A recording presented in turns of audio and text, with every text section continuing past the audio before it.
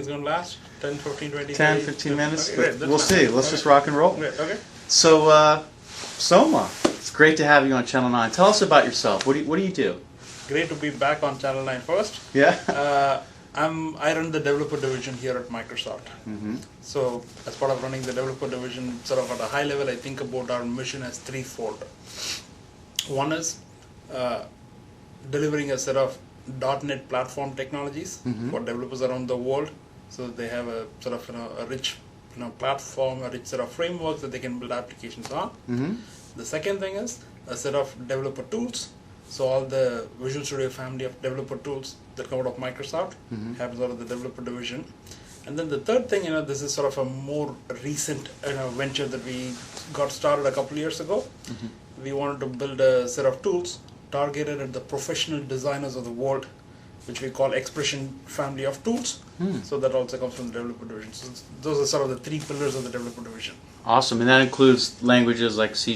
And Absolutely. All the languages, tools, compilers, everything that you ship as part of Visual Studio, Mm-hmm. the IDE, the languages support, Visual Studio Express, Visual Studio Standard, Visual Studio Professional, the lifecycle tools where we target the professional developers, the testers, the architects, the designers. So all of the tools Excellent. come from my world.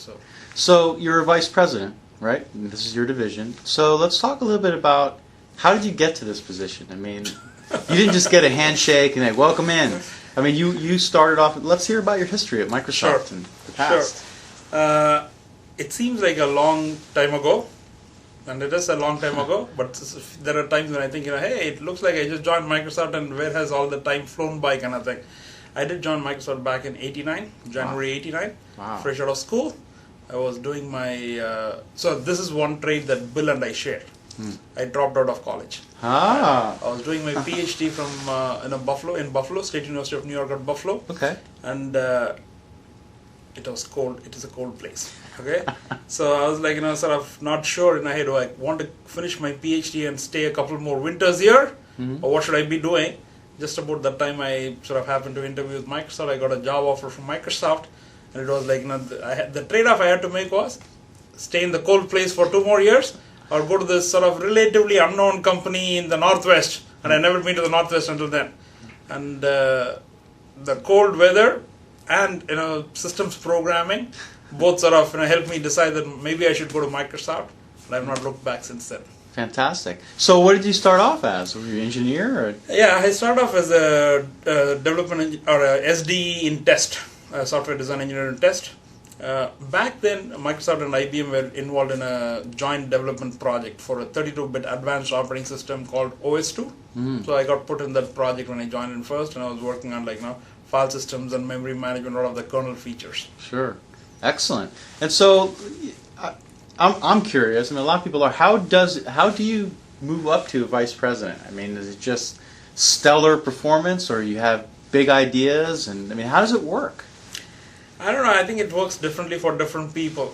I sort of break it down. I try to be a simple kind of guy, and I say break it down into a few key attributes. Right? You need to be passionate about using software to go solve hard problems, big problems, problems that people care about deeply. You need to be willing to learn, because this industry is fast changing. Like, hey, I know something today and I can write on that for the next 35 years. Probably doesn't work in this industry. So you need to be willing to and be excited about learning all the time. Mm. And the third thing is you want to give your very best, no matter what job you are in. Mm-hmm. If you give your very best, I say automatically the right things will happen. That means some people may become a VP, some people may go run a company, some people may be the greatest engineer.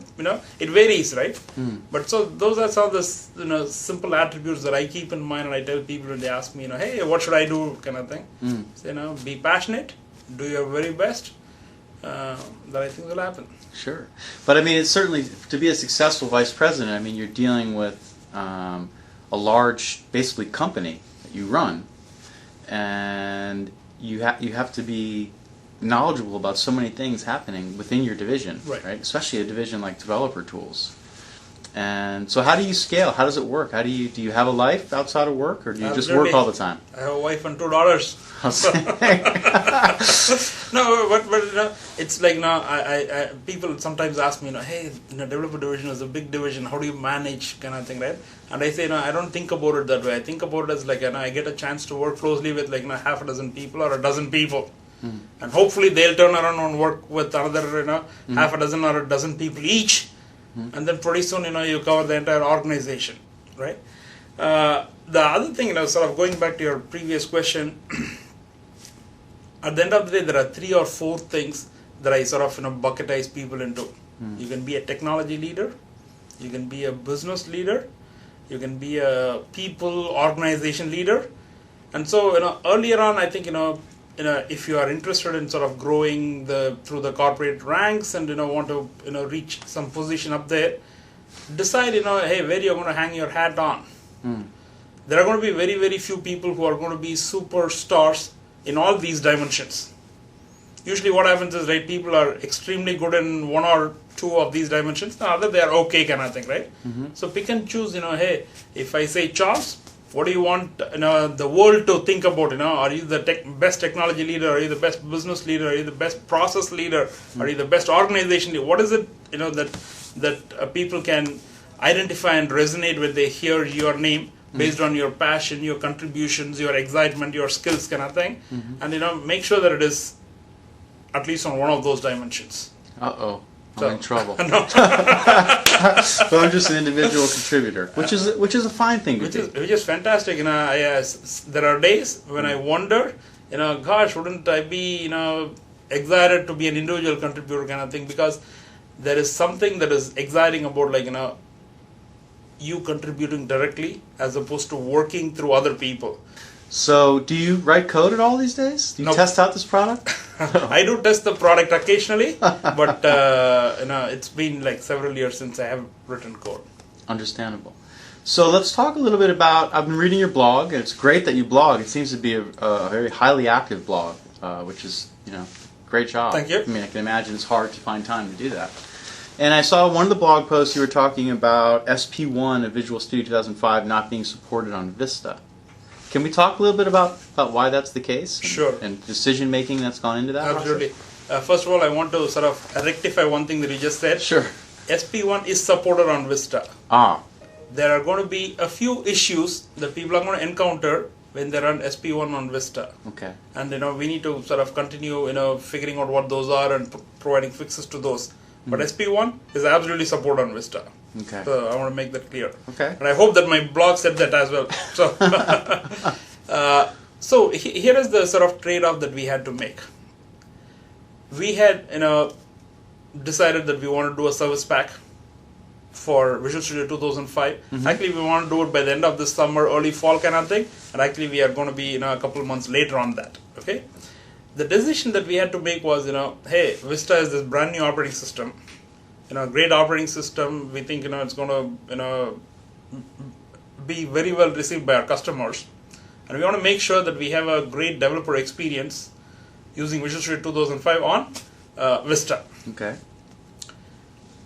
Because of a lot of the changes, architectural changes in the operating system, particularly in the security space, and as you know, developer tools tend to be more invasive of the system than other kinds of applications. We, earlier this year, we said, hey, there are a bunch of issues that we have that we need to work around or we need to fix to ensure that we have a good compatibility story. The decision that we had to make was, are we going to hold SP1 till we get all those fixes and test those fixes and make sure we not only fix the right set of problems, but we don't regress any other functionality in the system? Do we do that? Or because, you know, we've heard from our customers loud and clear that they would love to see Service Pack 1 to help fix some of the issues that they've seen earlier, and know that, you know, we may not be able to, you know, fix all the issues that we know about running Visual Studio 2005 on Vista. So that's the decision, and we sort of, you know, struggled with the decision for a while, and then, you know, looking at all the feedback that we got, we decided that, you know, hey, we are going to ship SP1 as soon as we can, and we'll make sure that SP1 has a good experience, but there are going to be issues, and if there are issues, we will, you know, need to continue fixing them even post SP1 kind of thing.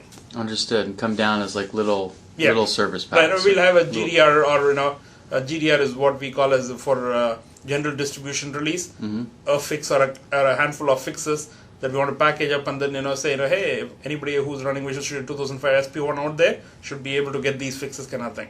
Excellent. Now, just to be clear, it's an issue basically with the new security infrastructure in Vista, correct? It's like hey, there is this notion of I want to run as a normal user. Until Vista comes along, most people in the world, though there is administrative privileges and standard user privileges, most people run their systems as administrators, because for me to to install an application, to install some devices, a lot of the things that most people would want to do on their PC, you needed to have administrative privileges. So what we've done in Vista is said, hey, we really want to enable a lot of our users to be able to run as a standard user, as a normal user, and be thoughtful about when we wanted people to run as administrator or run with elevated privileges, and know that hey, by me running with elevated privileges, I have more sort of power, so to speak, because I can do more things, but at the same time I need to know that I have the responsibility as well. Understood. Very cool. Thanks for that explanation. Absolutely. I think it's pretty crystal clear. But in the end, it's going to run fine on Vista over the course of time. So it's not I guess some of the people that were thinking in the comments that I heard from people were that, well, we're not supporting SP1 on Vista? That's crazy.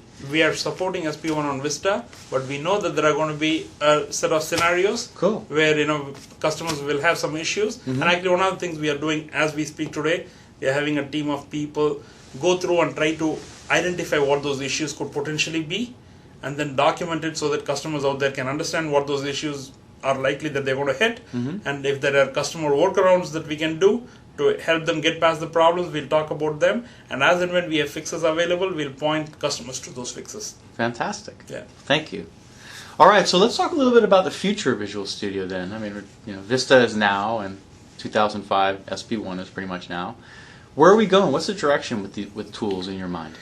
So, the first, let me sort of paint the roadmap a little bit and then talk about trends, probably a little bit later.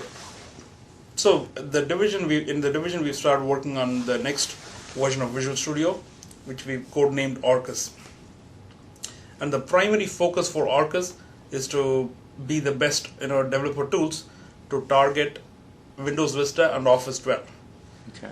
You can use WinB or Visual Studio 2005 today to be able to write Windows Vista applications. You can target Windows Vista, you can write applications that can run on Windows Vista. But some of the designer for Windows Presentation Foundation, or tools to be able to write Indigo app or Windows Communication Foundation applications.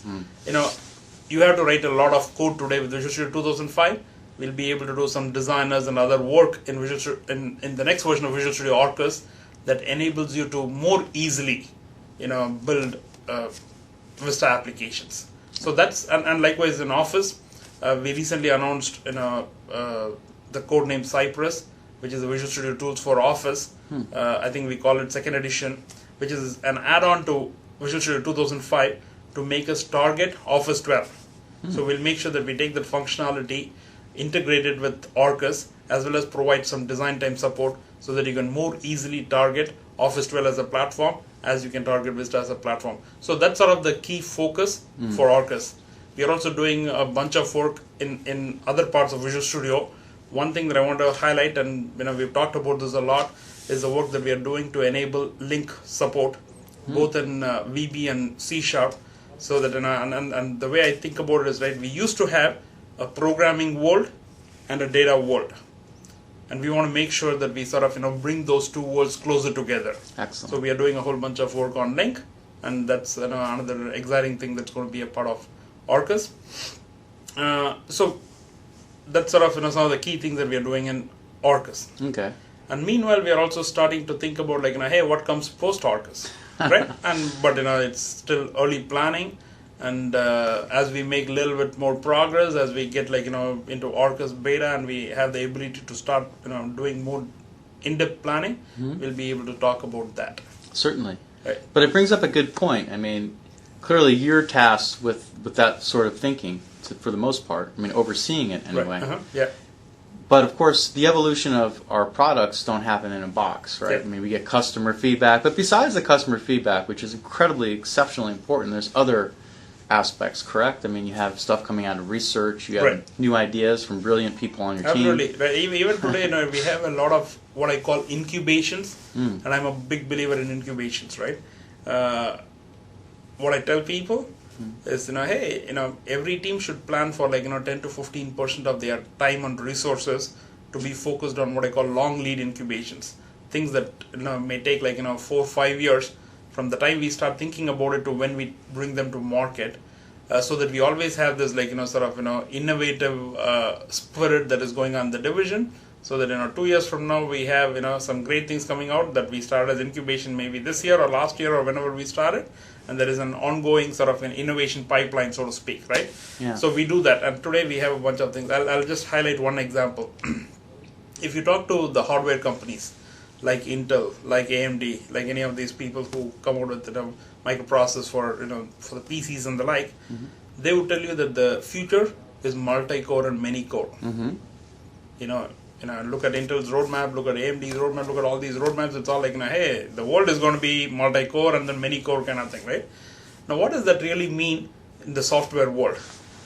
We've had this dream of parallel programming. And today I say, parallel programming is still not evolved or developed as much as where every developer knows how, or every developer can easily write a program that can be executed parallelly kind of thing, right? A lot of the applications are still single-threaded for that matter. So we need to figure out at the operating system level, at the tools level, at the applications level, at every level in the software stack that we care about, what does it mean to enable people to write applications that can truly take advantage of the multi-core and many-core hardware support? That's a huge step forward for software developers.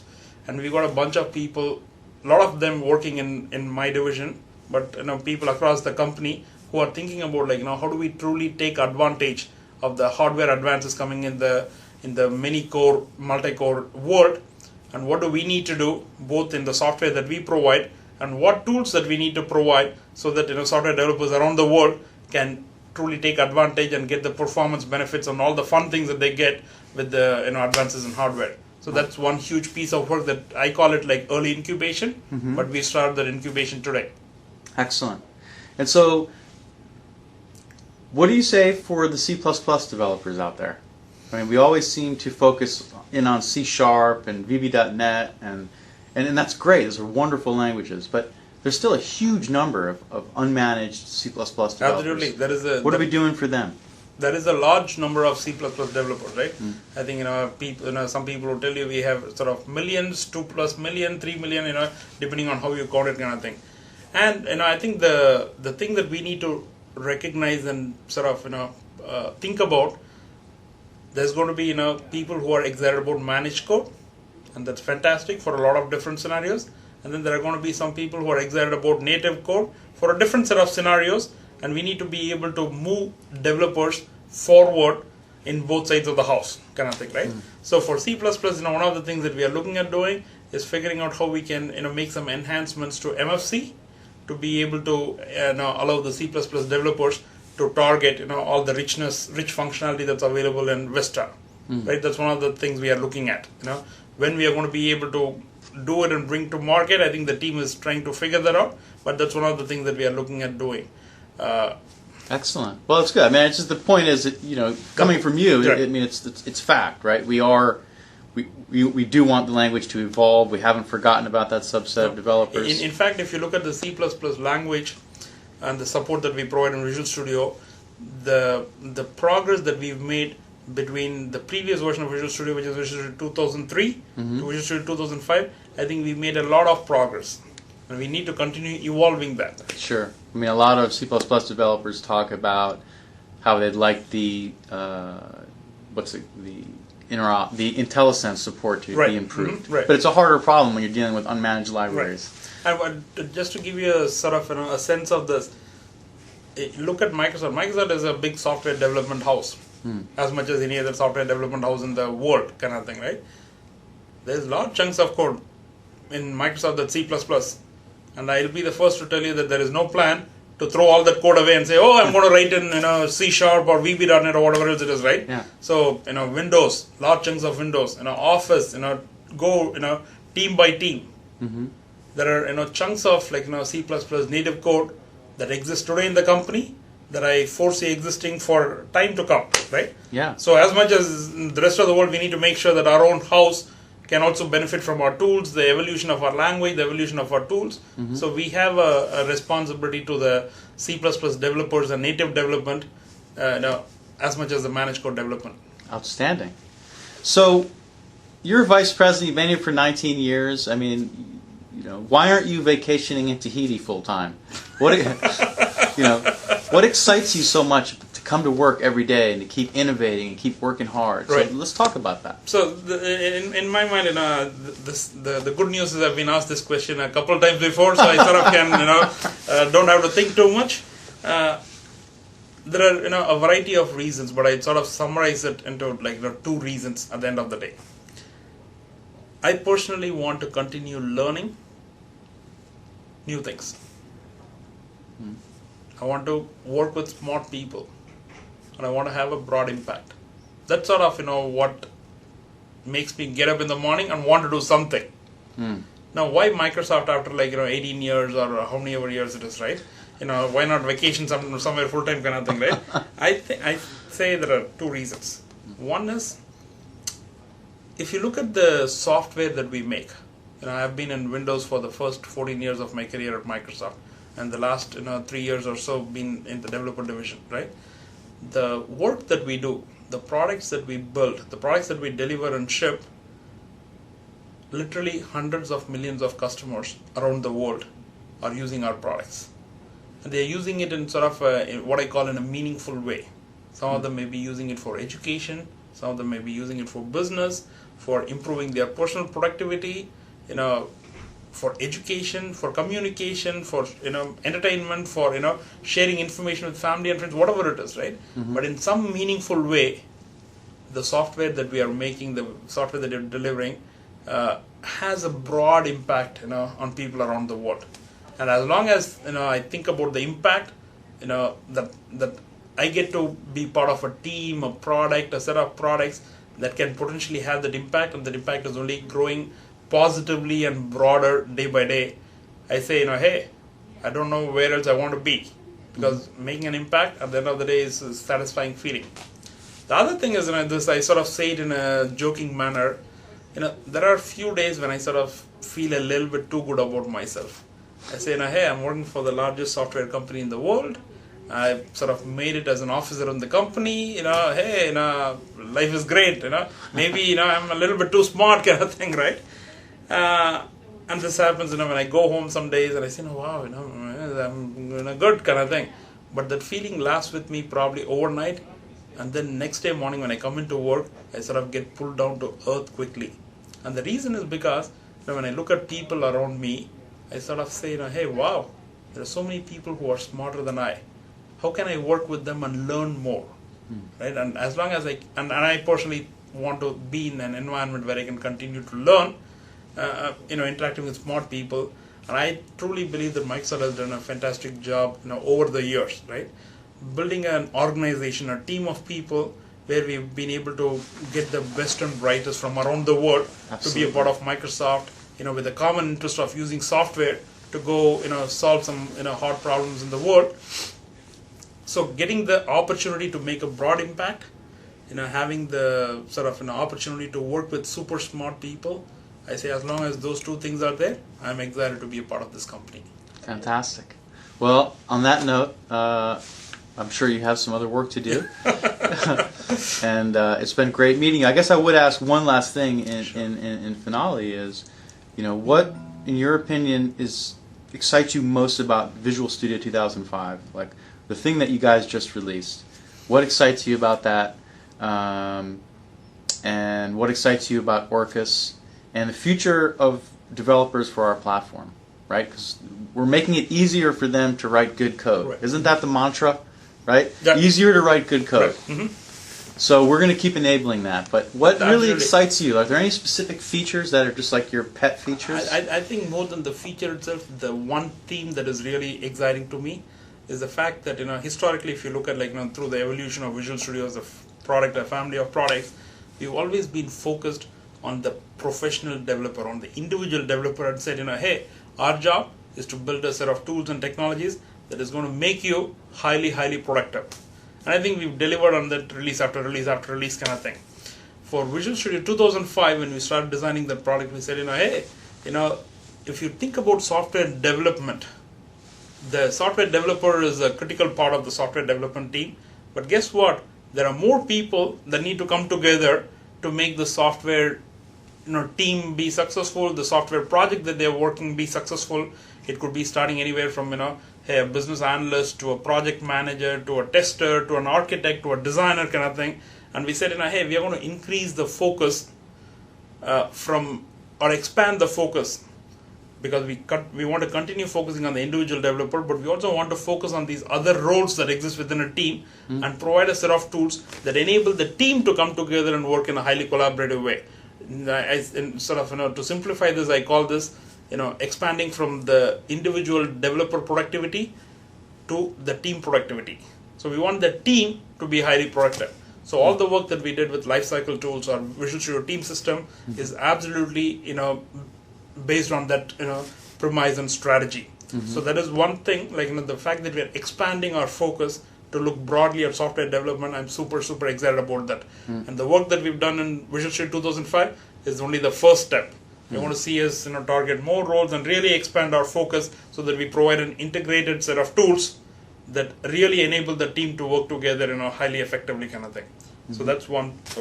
The other part that I'm excited about with Visual Studio Express, for the first time we have an offering that is targeted at sort of the hobbyist, enthusiast kind of developer crowd. There is a lot of people who want to create things. Pretty much everybody in the world, you can say, hey, they want to create something. I want to create a website. I want to create a game. I want to tweak a game. I want to do something, right? Whatever else that fancies my attention. So having a set of tools that makes it easy for you to get started, to sort of unleash the developer in you. I think that's a great thing. And Visual Studio Express is the first step in that journey. So expanding the focus, on the one side to the hobbyist, the enthusiast kind of developer. Pretty much, I think each one of us in our hearts, want to develop something, want to create something. Sure. And going all the way to enabling, teams, software teams to be highly productive. I think expanding that focus, that's the biggest thing that I'm excited about in Visual Studio 2005. Yeah. And as I keep repeating, that's only the first step. Absolutely. Well, hey, thank you very much. Thank you. Great to talk it was to you. great talking to you. Okay. Thanks. Take care.